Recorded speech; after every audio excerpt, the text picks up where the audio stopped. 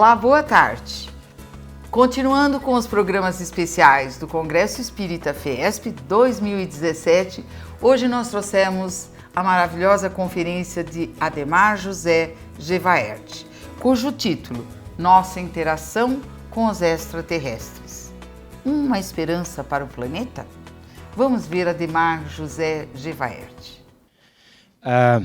Eu quero dizer que eu estou muito honrado e até emocionado de poder fazer uma apresentação, que é mais um bate-papo, para a gente trocar experiências, num evento da Federação Espírita do Estado de São Paulo.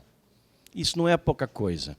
O Espiritismo é a doutrina, a escola, a senda de conhecimento que mais se aproxima da ufologia, que tem indivíduos, membros, praticantes, que mais compreendem ou mais abertos estão para a aceitação da realidade extraterrestre.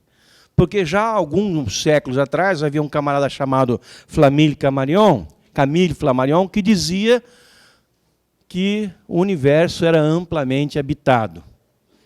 Ele já via isso naquela época, coisa que nós defendemos desde que a ufologia surgiu uns 70 anos atrás. Bem, tendo dito isso, eu gostaria de acrescentar que meu primeiro contato com os trabalhos dessa casa, espera um pouquinho, meu primeiro contato com os trabalhos dessa casa foi na minha adolescência, quando eu li algumas coisas que eram produzidas pela Federação Espírita. Aí um dia eu recebo um convite por e-mail da Silvia para vir fazer uma entrevista com ela no programa. E a forma como eu fui recebido por essas pessoas é indescritível. Pareceu que eu já conhecia esses seres humanos há décadas. Eu me senti em casa desde o momento, assim, o primeiro minuto em que eu botei os pés aqui dentro, em que eu conheci Silvia, a equipe dela e todos. E hoje, ao retornar aqui na condição de convidado para fazer uma palestra, eu estou emocionado, estou muito emocionado, começando pelo começo. Discos voadores existem. São naves, veículos, que são construídos com uma tecnologia em alguma fábrica, uma concessionária extraterrestre, onde devem vir máquinas que juntam os pedaços, alguém aperta parafuso, alguma coisa assim, e a nave sai para funcionar. Para que ela funcione, tem que haver alguém que aperte botão lá dentro. São os seres que destes planetas, onde essas máquinas são feitas, se lançam ao espaço para ir a outros planetas. Isso é absolutamente simples de se imaginar. Porque nesse exato momento em que nós estamos conversando aqui, tem uma quantidade aí entre 600 e 800 máquinas explorando o sistema solar. Nós temos máquina fazendo buraco na Lua, nós temos máquina fazendo buraco em Marte, nós temos máquina tirando fotografia dos anéis de Saturno, nesse momento, fotografando os satélites de Júpiter e de Urano. No ano passado, nós colocamos uma máquina pousada num asteroide, nós passamos por Plutão. Então, vejam, aqui nesse planeta, a terceira rocha redonda a partir do Sol, desenvolveu-se uma sociedade planetária, uma raça, a raça humana, que construiu esses veículos, que foram lançados já, estão sendo lançados há 60 anos, para irem aqui ao redor da Terra, no quintal da Terra, ao sistema solar, para saber o que tem lá. Por que nós estamos indo lá? Porque nós queremos conhecer o que existe lá. Mas por que nós estamos indo só até lá? Porque a nossa tecnologia ainda é isso aqui. Ok? Agora, tivéssemos nós 100 anos mais, provavelmente, o papo já estaria sendo outro. Nós estaríamos indo a outros sistemas estelares. Em 200 anos, a outras galáxias. Em 300 anos, a outros universos. Não sei. Tudo isso é possível. Por quê? Absolutamente é comprovado. A partir de uma grande abundância de evidências de que nós estamos sendo visitados desde sempre por seres que vêm de outros mundos. E sabe o que é mais intrigante nisso tudo? É que esses seres que vieram até a Terra e que continuam vindo até a Terra, desde a antiguidade, são iguais a nós. Não desce de um disco voador quando ele pousa, lá, sei lá, na França, ou aqui em Tatuí, ou lá na Nova Zelândia, um monstro de 8 pernas e 2 cabeças. Não. Descem sempre ocupantes dessas naves que são iguais a nós. Eles têm 2 pernas, um tronco, 2 braços, uma cabeça com 2 olhos, 2 ouvidos, uma boca. Os olhos deles não estão na testa. Estão aqui, na mesma posição dos nossos. Eles têm até um cotovelo nos braços. Se tivessem 2, 3, seria bacana, melhor para dançar, alguma coisa assim. Mas é um cotovelo, é um joelho que faz o mesmo movimento que o nosso. Gente, é uma quantidade de coincidências que não podem ser coincidências, pela quantidade que são. Tá? É evidente que nós e esses seres somos partes da mesma coisa. É evidente que aquilo que nós chamamos de humanidade não se restringe ao planeta Terra, mas está espalhada, pelo menos, pela nossa vizinhança aqui no universo. Agora, tendo dito isso também, quando se falou da pluralidade dos mundos habitados, talvez naquela época, a forma como Camille Flammarion pensou isso, era de que uma infinidade de espíritos estivesse permeando o universo. Hoje nós pensamos em muitos espíritos encarnados, uma grande quantidade encarnados, em civilizações espalhadas por esse universo. No sistema solar, no momento, nós não conhecemos nenhuma outra além da Terra. Nossa civilização é a única no sistema solar.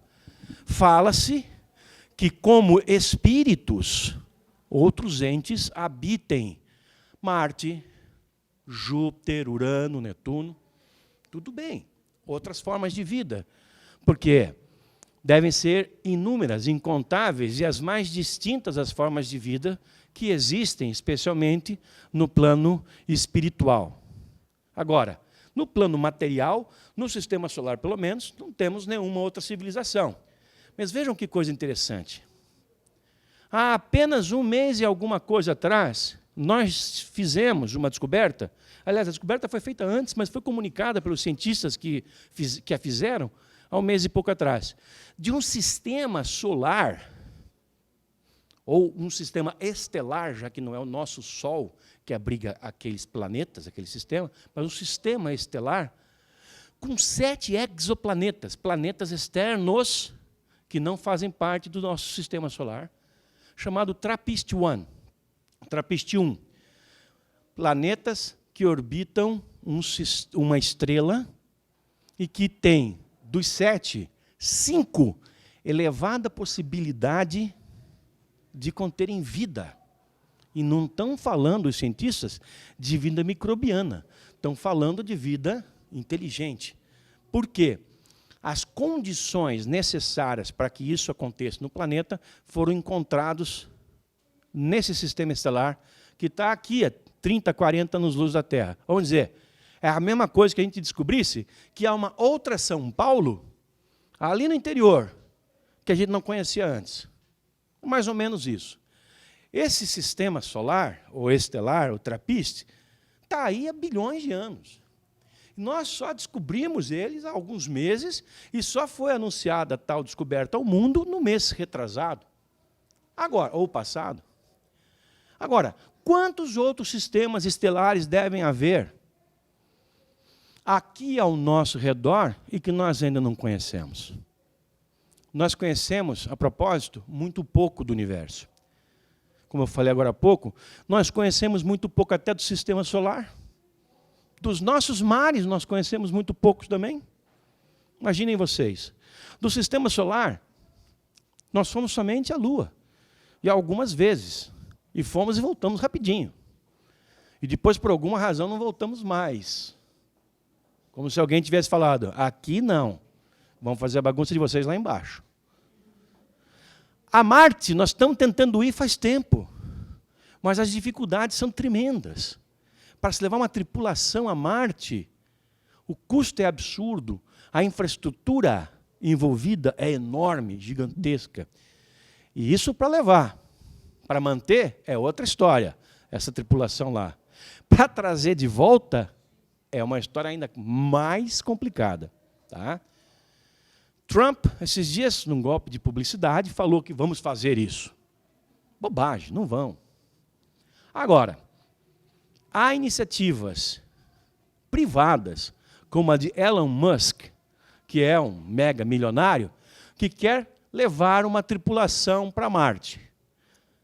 E as pessoas que estão se candidatando do mundo inteiro, que são milhares, sabem muito bem que poucas serão as escolhidas e nenhuma delas voltará.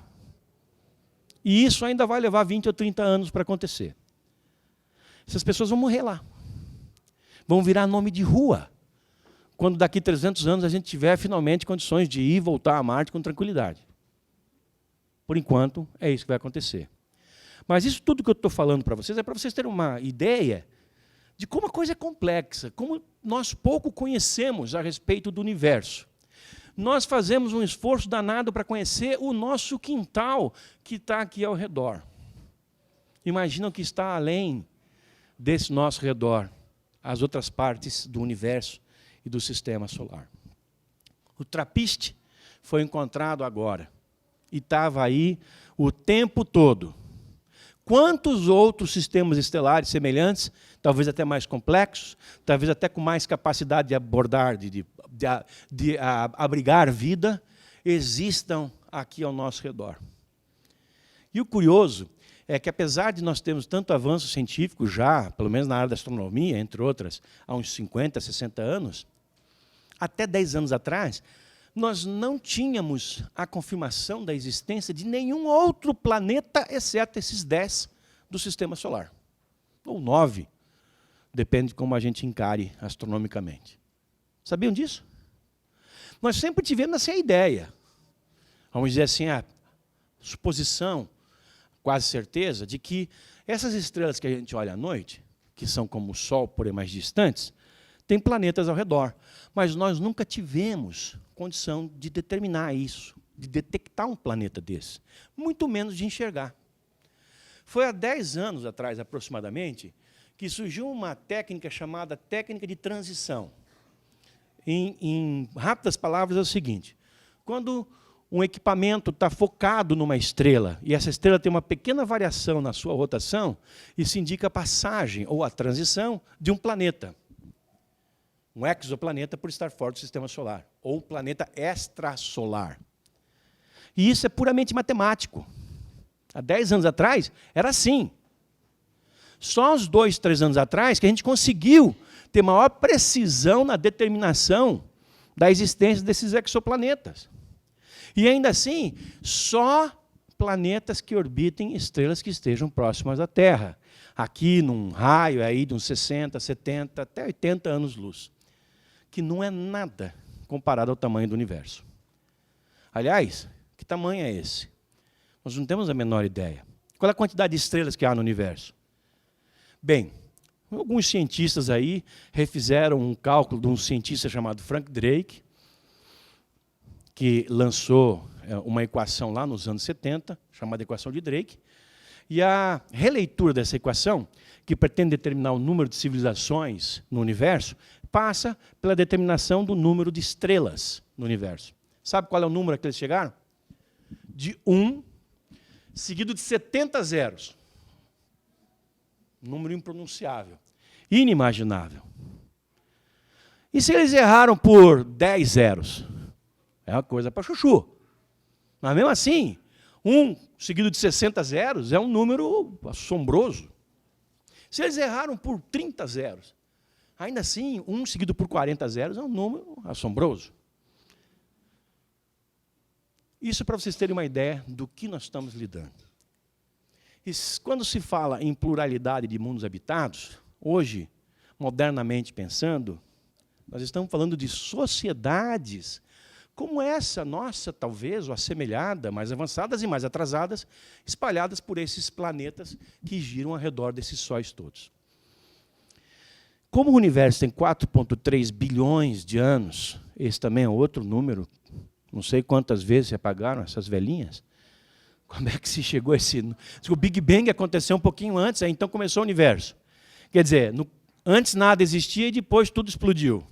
Porque a teoria do Big Bang é que houve a grande explosão, e a partir do que as massas começaram a se expandir, formando as galáxias, os sóis, os planetas, etc. E tal. Então, antes não existia nada. Depois explodiu tudo. Nós chegamos, 4,3 bilhões de anos depois, a estar no estado que estamos. Agora, a sociedade terrestre tem o quê aí? Uns 200, 1.000, 300 mil anos. Embora o planeta Terra tenha quase a idade do universo. Por alguma razão, a vida aqui surgiu dentro dessa época. E se planetas mais antigos que o nosso tivessem a vida semeada neles, de alguma maneira, criada neles, implantada neles, há 1 milhão de anos, há 10 milhões de anos, há 1 bilhão de anos. Há cientistas que defendem com clareza, com determinação até, que há planetas com civilizações com mais de 1 bilhão de anos de idade. Pensem nisso, antes da gente falar dos discos voadores. Pensem nisso. Nós conseguimos hoje reconhecer o planeta Terra dos anos 30 do século passado? Se nós agora pudéssemos, por exemplo, descer esse prédio e, num passe de mágica, o redor do que nós vemos ali embaixo é a São Paulo de 1930. Nós não reconheceríamos nada. Da mesma maneira, se nós pudéssemos descer as escadas e sairmos na rua, dessemos um salto quântico e chegássemos na São Paulo de 2130. Não vamos reconhecer nada. Por quê? Essas questões de tempo arrebentam com o nosso conceito de elasticidade da existência. Ela existe, mas nós não podemos trafegar por meio delas. Física quântica, sobre o que nós não vamos falar muito, porque é um tema muito complicado e foge um pouco da nossa questão. O fato é que uma civilização que esteja só 100 anos à nossa frente, a nossa própria civilização já seria irreconhecível para nós. Uma que estivesse há 300 anos seria completamente mágica aos nossos olhos. Uma que tivesse há 1000 anos, não teríamos nem condição de entendê-la. Nós vamos ter que lidar, quando tivermos que estabelecer contato com outras civilizações, com aquelas que estejam num grau de evolução aproximadamente semelhante ao nosso. Alguns anos à frente, algumas décadas à frente, vamos dizer um século à frente. Passou disso, nós não vamos ter como ter qualquer tipo de relacionamento com eles. Mas talvez eles, lá na frente, ou nós, quando chegarmos lá, tenhamos condição de estabelecer uma forma de compreender aqueles mais atrasados. Mais atrasados. Nós hoje somos atrasados. Mas ainda assim, por alguma razão, essas espécies cósmicas, ou um grande punhado delas, vêm nos visitando desde sempre. Não há nenhuma tradição cultural de nenhuma civilização que houve nesse planeta que não tenha traços deixados por seres que vieram de fora para a Terra. E aqui nos visitaram, e aqui passearam. Nós podemos passear por todas as civilizações do planeta. Nós vamos encontrar vestígios da passagem extraterrestres em todos os continentes, em todos os países, nas tradições culturais de todos os povos, sem nenhuma dúvida. Por exemplo, na Índia, de 6.000 anos atrás, como também no Nepal, na China, no Tibete, no Afeganistão, ou que era Afeganistão naquela época, na Pérsia, haviam máquinas chamadas vimanas, palavra masculina. Os vimanas eram aeronaves no formato de discos voadores, que voavam abertamente e pousavam nas cidades. Seus ocupantes, seus tripulantes desciam dessas naves e se relacionavam com os habitantes daquela época, daqueles lugares. Isso está descrito em abundância nos épicos hindus, nepaleses, livros que registravam a vida daqueles povos 6, 7 mil anos atrás. Pouco mais à frente, nós temos a Bíblia, nos falando também de coisas semelhantes, que, claro, eram interpretados da forma supersticiosa como o povo da época podia interpretar esses fenômenos, como visões divinas, como anunciações, etc. Mas temos casos clássicos, em especial no Velho Testamento, de observações de discos voadores, de contato com seus tripulantes e de até relacionamento sexual entre nós e eles. Os filhos dos deuses, vendo que as filhas dos homens eram belas, as tomaram como esposas, e desse cruzamento surgiu uma raça de gigantes. E o próprio Jesus, o nosso mestre, nos dizia: vós sois desse mundo, eu desse mundo não sou, porque a casa do meu pai tem muitas moradas. A casa do meu pai é o universo, as moradas são os planetas habitados. Está por tudo.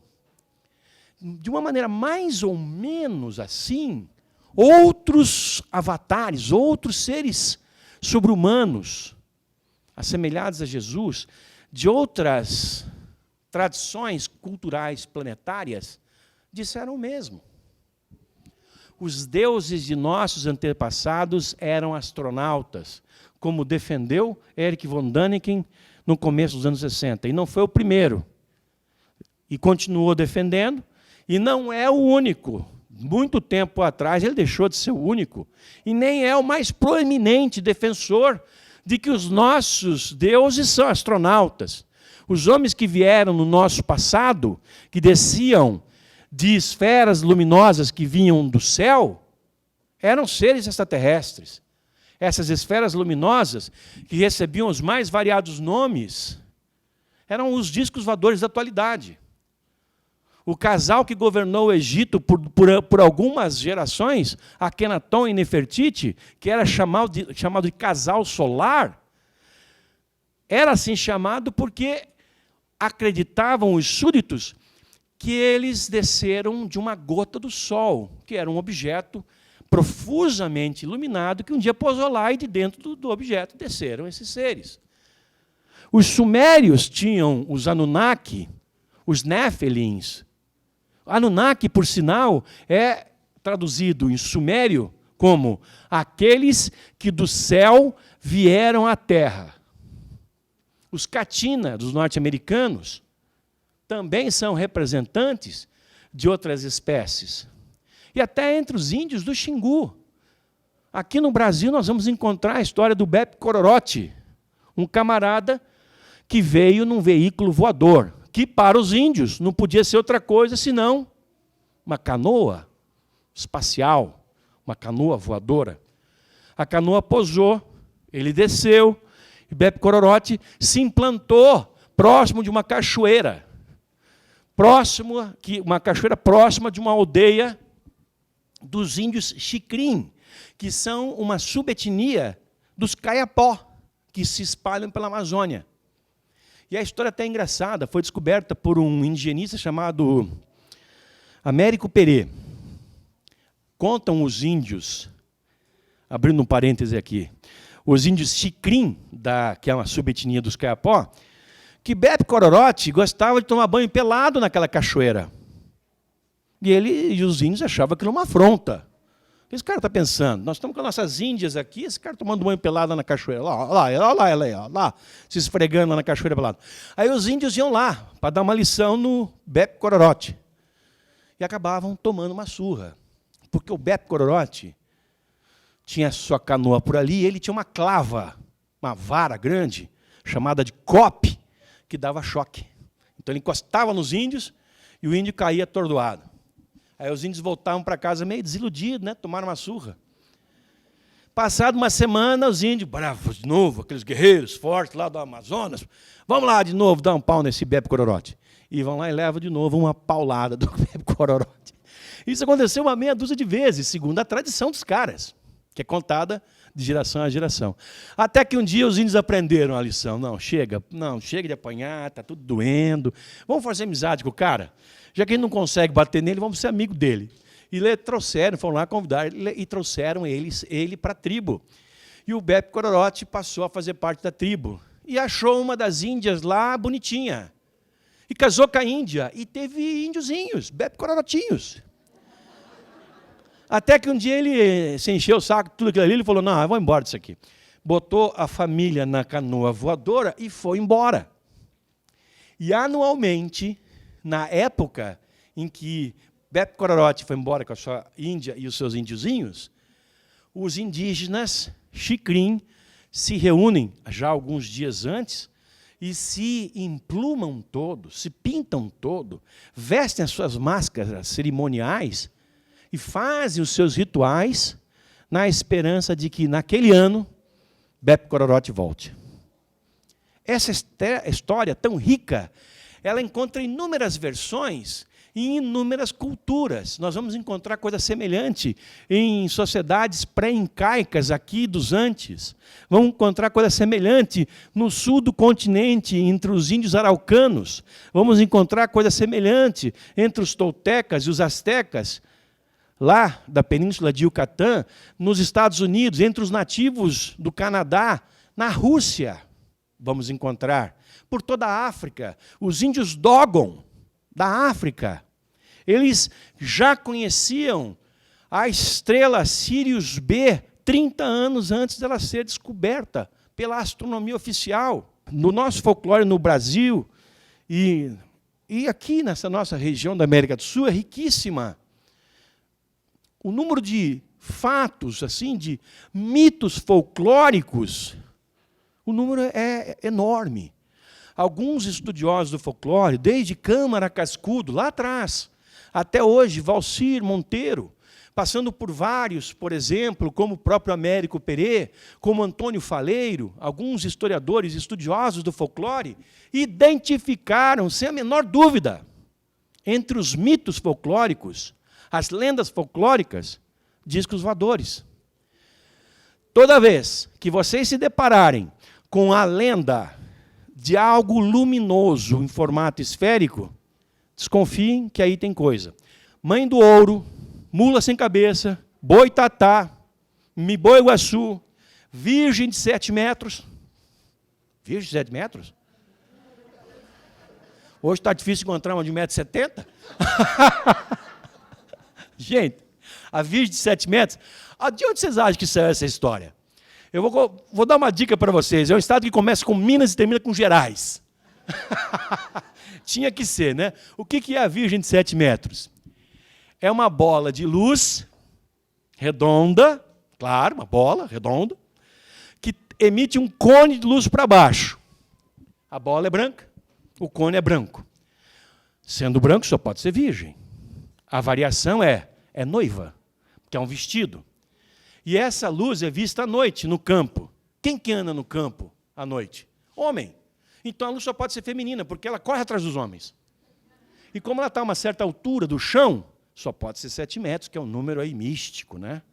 Entendeu? Essa é a história da Virgem, ou da noiva de 7 metros. É o mesmo fenômeno que, por exemplo, lá no Mato Grosso do Sul, chamam de enterro. Quando alguém vê uma esfera de luz sobre um morrote, alguma coisa assim, se acredita que aquela bola de luz é o espírito de um dos guerreiros do ditador, entre aspas, paraguaio, Solano Lopes, que durante a Guerra do Paraguai invadiu o Brasil e levou quase metade do Mato Grosso do Sul, metade do Mato Grosso. E essa história não conta, né? Aquela luz seria o espírito dos guerreiros que morreram no combate.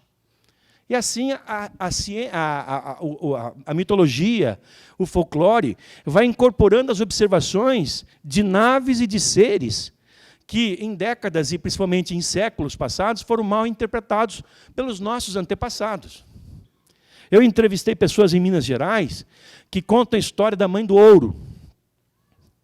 em Goiás, que conta a história da Mãe d'Água.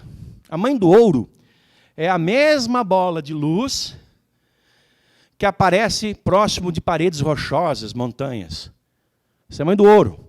A Mãe d'Água é a mesma bola de luz que percorre trechos d'água, riachinhos, regos d'água. Nós estamos perto de Santos. Vocês costumam ir a Santos de vez em quando?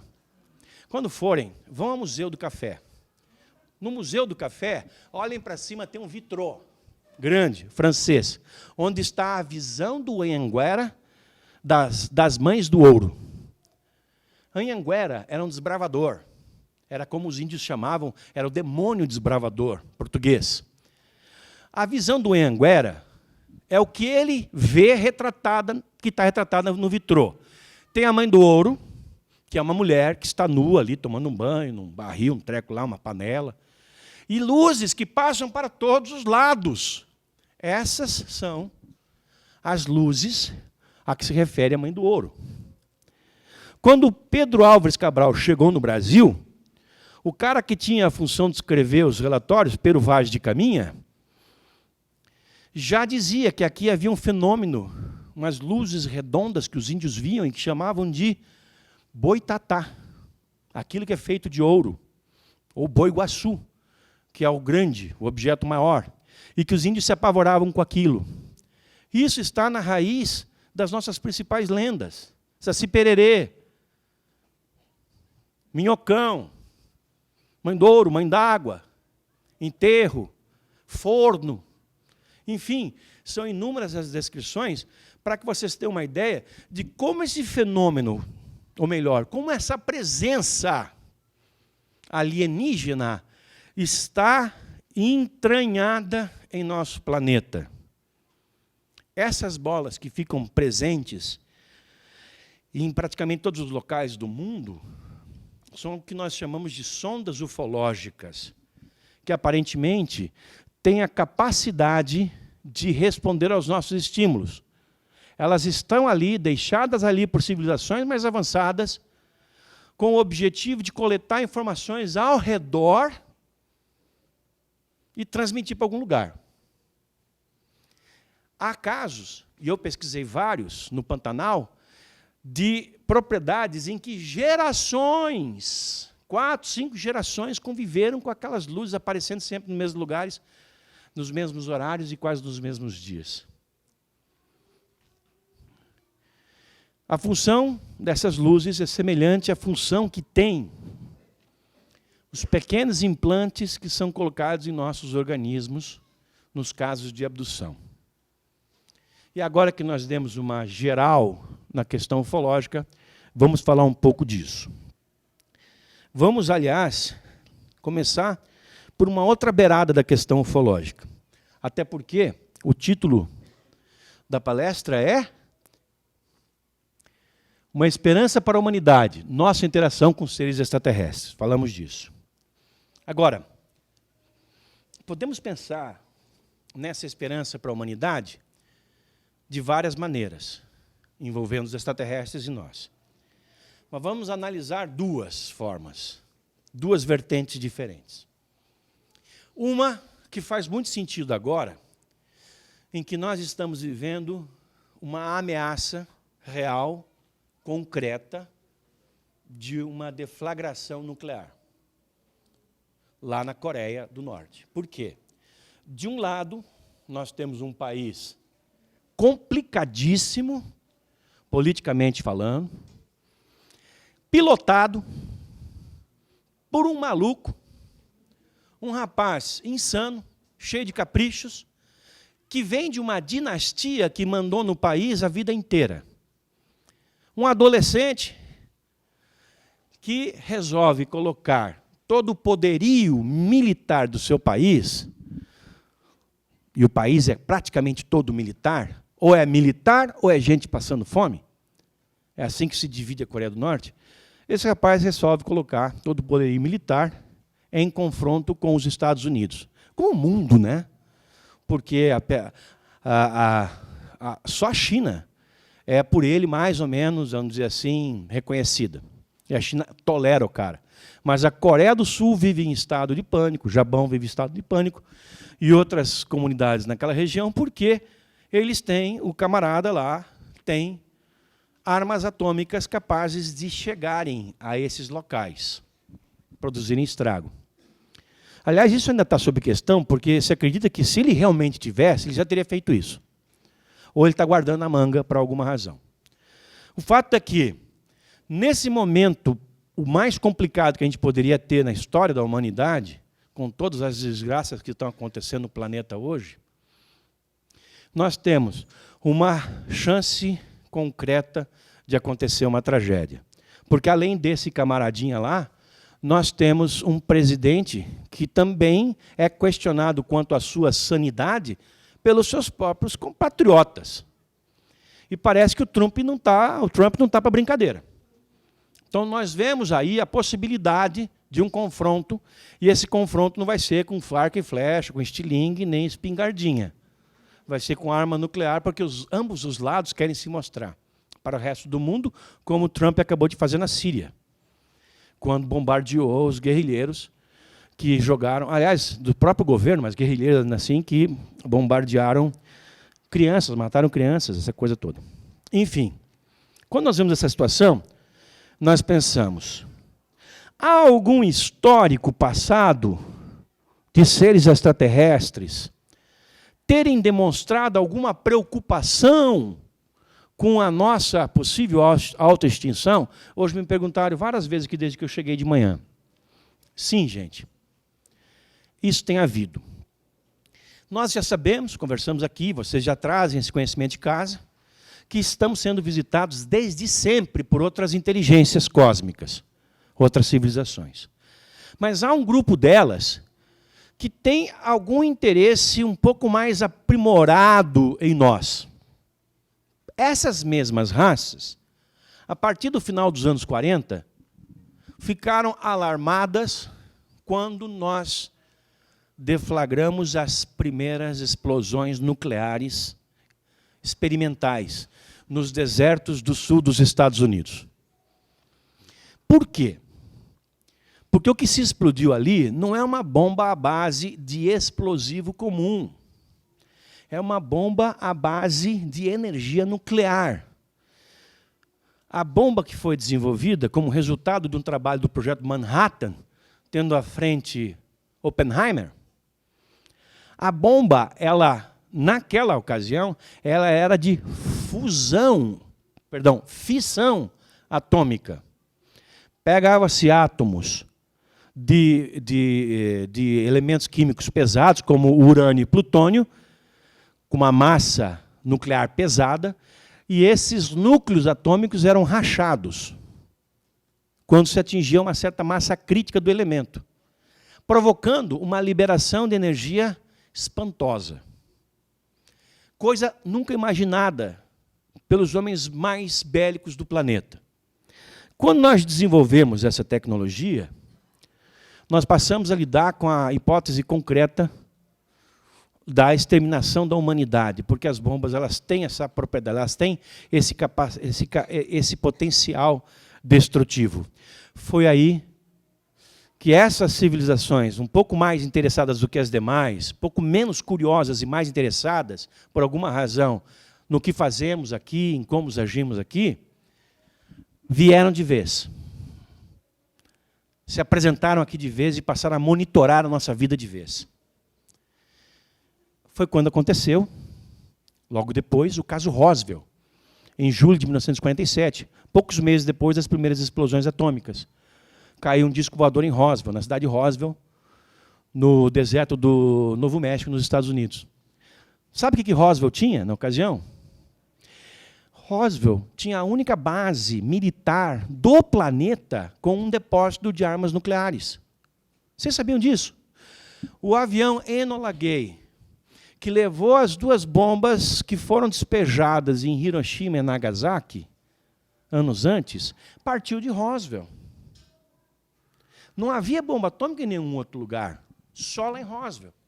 Então os UFOs se concentraram naquela região. Por isso que houve um acidente.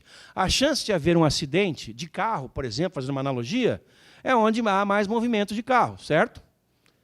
Num lugar mais distante, São Paulo, mais ermo, não é difícil acontecer um acidente, mas numa área central, onde tem muito carro andando para lá e para cá, um vai dar uma encostadinha no outro e um vai arrebentar uma árvore ou um poste.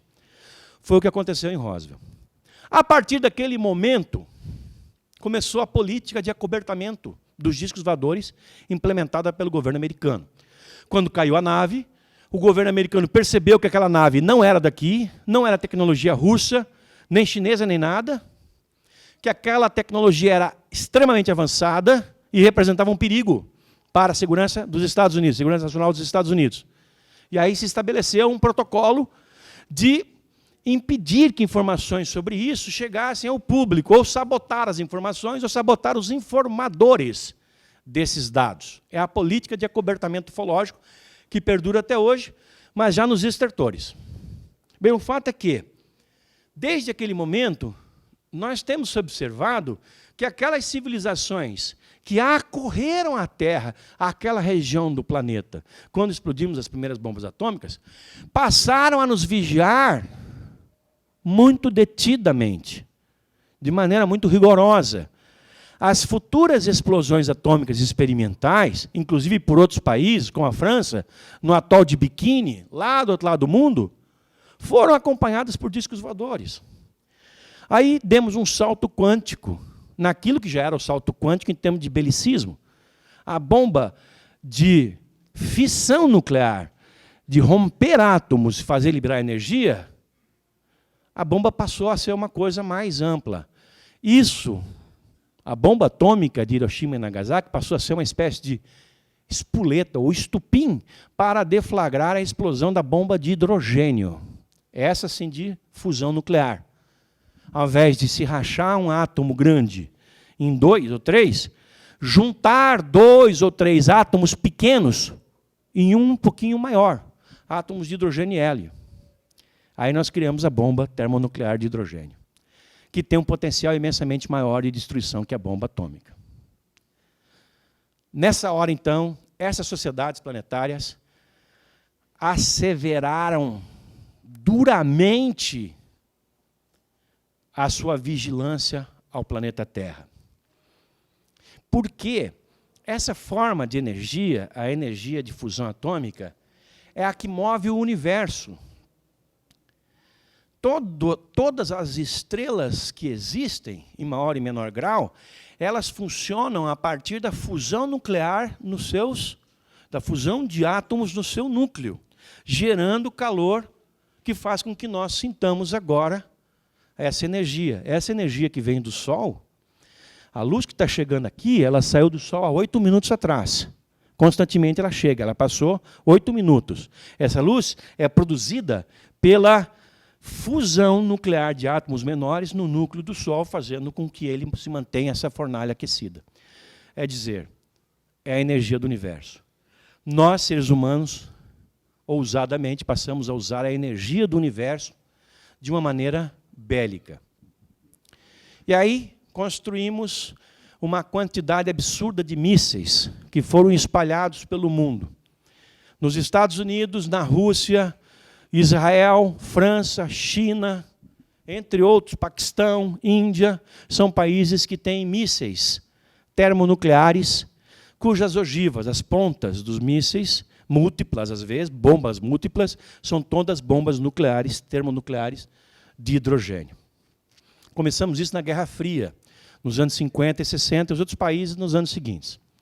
Pois bem, os Estados Unidos instalaram seus campos de mísseis com silos, onde os buracos no chão, onde os mísseis eram mantidos, com portas duras em cima, de aço, etc. e tal, e nos arredores subterrâneos do silo, os controles, as operações de controle, com o pessoal 24 horas por dia dando manutenção àquilo ali.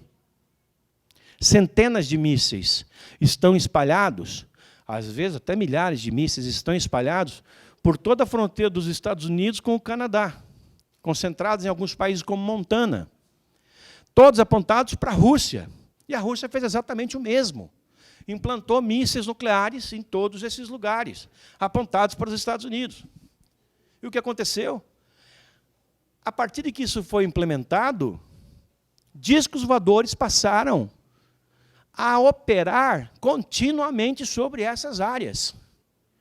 As naves se aproximavam dos silos nucleares a tal altura que parava tudo de funcionar. Era um blackout nas instalações. Nós estamos falando de múltiplos mísseis, múltiplos silos nucleares. Mais de 1.000 pessoas sendo mantidas ali para observar, manusear, operar aquela coisa toda, aquela traquitana toda. E alguns desses homens militares da Força Aérea Americana já vieram a público inúmeras vezes dizendo que, quando acontecia isso, que os radares de solo, lá embaixo na Terra, detectavam a aproximação das naves, eles saíam para ver. As naves, além de serem detectadas, eram vistas e foram registradas várias vezes em filme. E o que acontecia quando as naves passavam sobre os sistemas de mísseis? Os circuitos eletrônicos dos mísseis pifaram. Os códigos de lançamento eram anulados. Os mísseis se tornaram inúteis, não podiam ser disparados. Numa demonstração clara de que esses seres estavam ali dizendo para os gringos, para os americanos, nós sabemos o que vocês estão fazendo aí, e nós não vamos permitir. Isso aconteceu do outro lado, na Rússia também. Nós temos informações, tanto dos Estados Unidos quanto da Rússia. Porém, na Rússia é a coisa mais fechada. Nos Estados Unidos, várias destas testemunhas já foram até a programas da rede CNN. No programa do Larry King, que era um apaixonado por discos voadores, já não está mais no ar, um desses homens, que era o capitão Robert Salas, que eu trouxe ao Brasil para os dois nossos fóruns mundiais de ufologia e de contatados, ele declarou várias vezes ter visto as naves fazerem isso, produzir esse estrago. Circula pela internet um vídeo, e esse é verídico, entre tantos outros falsos. Há vários verídicos, mas a maioria é falsa. Há um vídeo em que há um lançamento de uma base aérea da Califórnia, de um míssil que está com ogivas, mas sem material nuclear, só para que se mantenha o peso da ogiva, para se fazer um teste de lançamento, um teste balístico. E vem uma nave, um disco voador, se aproxima, interage com aquele míssil, o míssil cai no mar e a nave vai embora. Isso já aconteceu várias vezes. Eles nos dando uma demonstração clara de que não toleram e não tolerarão as nossas sandices nucleares de pôr fim à humanidade terrestre. Há várias teorias para isso. Primeiro, a de que nós, tocando fogo no nosso planeta, não vamos acabar com a estabilidade só do planeta. Nós vamos acabar com a estabilidade do sistema estelar e de outros, talvez, sistemas, que nós nem conheçamos. O TRAPPIST, voltando a ele, que está aqui perto, que pode ser afetado, nós só descobrimos agora. Podem ter sistemas estelares ainda mais perto. Discute-se hoje a existência de planetas no sistema solar que nós ainda não conheceríamos. É como aquela história. Nós somos donos desse planeta e podemos fazer o que quisermos. Em termos, é como o morador do 6º andar de um prédio de 20, ou do 10º andar de um prédio de 20. Ele comprou o apartamento dele. Se ele quiser tocar fogo na cortina, o problema é dele. Ele pagou, é dele. Está acabando? Nem comecei. Agora, ele pode tocar fogo no apartamento dele. Quem está no andar abaixo, 2, 5, no primeiro, no segundo, pode não se preocupar muito. Mas quem está nos andares de cima deve estar morrendo de medo do que aquele maluco do 10º andar pode fazer. Vocês estão entendendo? Então, nós estamos agora vivendo o que pode acontecer até nessa próxima semana. Ou talvez na outra. Se não se chegar a um diálogo diplomático, nós podemos ver um conflito, em que essa teoria pode ser testada. A teoria de que nós podemos ser, vamos dizer assim, salvos, salvaguardados, tá?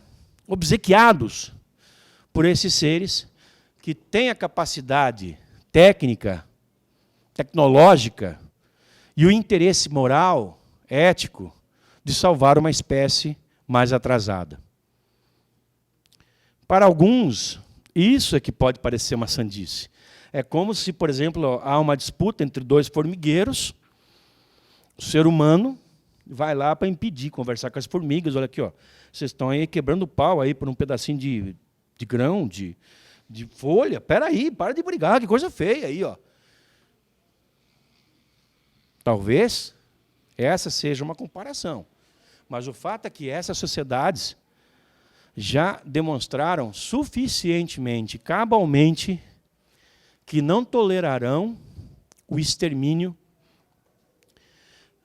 da espécie humana. Por quê? Nós somos um projeto, nós somos um trabalho, um programa dessas outras espécies. Nós estamos aqui, nós vivemos aqui, desde sempre com a mesma aparência. Os registros que nós nos desenvolvemos a partir de larvas num oceano primordial, ele tem muitas rupturas. Ele não se assenta. O ser humano sempre se viu como mais ou menos um ser humano. O elo perdido nos distancia, o tal elo perdido nos distancia daqueles seres mais primitivos, homem de Neandertal, australopitecos e tudo mais. Nós sempre fomos o que somos. E como falamos no início, esses seres que vêm aqui, em especial esses que estão preocupados com a nossa destruição, são iguais a nós. A conclusão assim, óbvia que nós temos que fazer é que nós e eles somos da mesma espécie. Nós e eles somos da mesma origem. Somos irmãos, somos primos distantes, eles são nossos avós, etc. Num exercício de raciocínio e até de ficção, voltando àquilo que eu falei no início, daqui 100 anos, 200 anos, talvez nem tanto, talvez só daqui uns 30 ou 40, nós tenhamos tecnologia que nos permita ir e voltar a outros planetas, muito além do nosso quintal do sistema solar, ir e voltar com segurança, com eficiência, levar civilizações, levar tripulações que sejam um embrião de outras civilizações em outros planetas. Levar homens e mulheres que, ao invés do que quer o milionário Elon Musk aqui para Marte, até porque ele quer mais, mas ele não consegue mais, seria um projeto completo de mudar as condições planetárias de um determinado orbe para introduzir ali uma forma de vida a nossa, levarmos a nossa forma de vida para lá. Talvez eles tenham feito exatamente isso aqui. E por isso conviveram conosco no passado. E alguma coisa os fez se distanciarem de nós. E agora nos observam, desde há muito tempo nos observam, e agora vendo que nós estamos nesse processo de quase eminente autodestruição, estão aí fazendo seus esforços para que isso não aconteça. Nós temos olha, até complicado falar isso, nós temos a chance, a oportunidade, mas quando a gente pensa em chance e oportunidade, a gente pensa em uma coisa positiva. Mas não vai ser uma coisa positiva termos a chance ou a oportunidade de testarmos essa teoria. É uma coisa extremamente arriscada.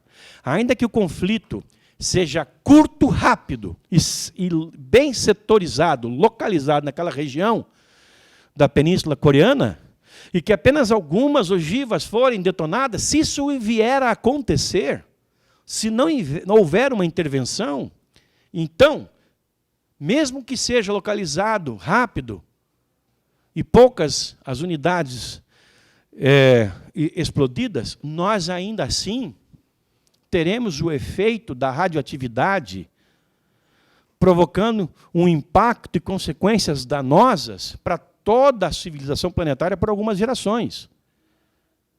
A única esperança que nós temos é de que ou se chegue por uma via diplomática a se solucionar a coisa, ou que nós tenhamos, então, de fato, a história se repetindo desde os anos 50, quando essas sociedades planetárias, esses seres, têm demonstrado a sua ligação conosco ser mais forte do que nós imaginamos e virem, de fato, produzir aqui um impedimento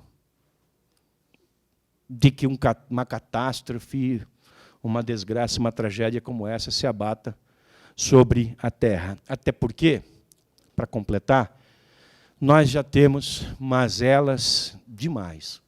Vocês já pensaram em que tipo de espécie que nós somos? 7,5 bilhões de seres humanos, não é esse mais ou menos o número? 1/3 desse tanto, 2,5 bilhões de seres humanos, ou passam fome ou estão em guerra. Ou os dois. E essas guerras são geralmente tribais, extremamente violentas.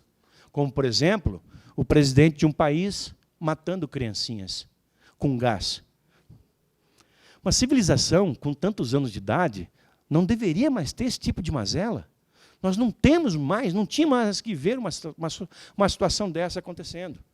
Ou casos como na África, em que, por você ser de uma etnia diferente da minha, a minha etnia ataca a tua com machetes, nós cortamos os teus braços, as tuas pernas. Isso que está acontecendo, infelizmente, a 1/3 da população do planeta Terra, que ou passa fome ou está em guerra, ou ambos. Já somos um planeta conturbado. Não somos nenhuma espécie fácil de lidar.